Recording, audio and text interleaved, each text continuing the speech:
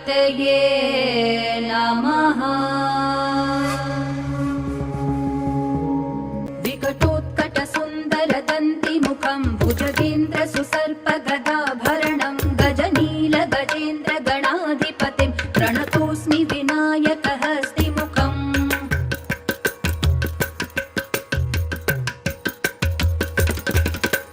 सुरसुरगणपति सुन्दरकेशं ऋषि गणपति यज्ञसमानं भव भव गणपति पद्मशरीरं जय जय गणपति दिव्य नमस्ते।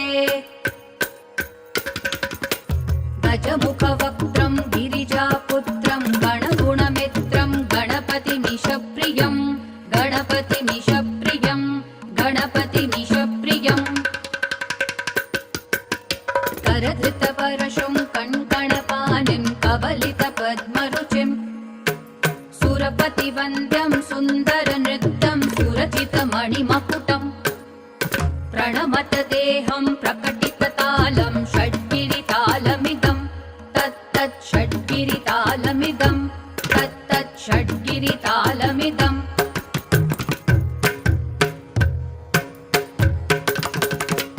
लम्बोदरवरकुञ्जासुरकृतकुङ्कुमवर्णधरं श्वेतसशृङ्गं मोदकहस्तं प्रीतिसपनसफलं नयनत्रयवरनागविभूषितनाना गणपतिदं तत्तत् नयनत्रयवरनागविभूषितनाना गणपतिदं तत्तत् नाना गणपतिदं तत्तत् नाना गणपतिदम्।